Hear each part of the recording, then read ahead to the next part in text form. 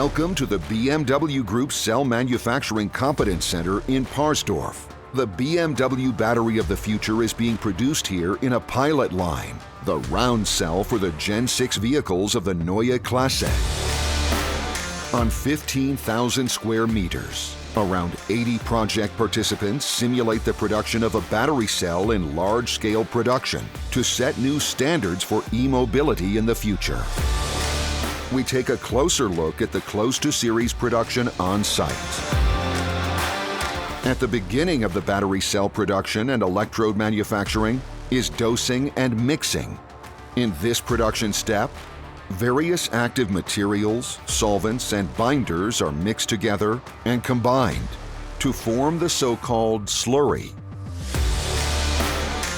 Then it's on to the coater. Here, wafer-thin carrier foils made of copper for the anode and aluminum for the cathode are continuously coated with the slurry. In the 25-meter-long drying section, the solvent is removed from the substrate in various temperature zones. The round cell design not only provides a 30% increase in range, but also faster charging time.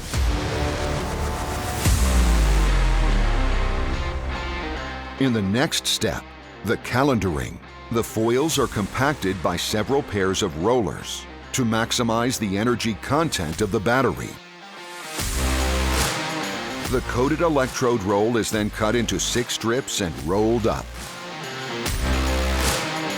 In the winder, the electrodes are coiled together with the separator to form the so-called jelly roll. In the subsequent cell assembly, the arrestor foils of the jelly rolls are smoothed, contacted, inserted into the cell housing, and finally sealed. From the cell assembly, the cells are transported into the formation.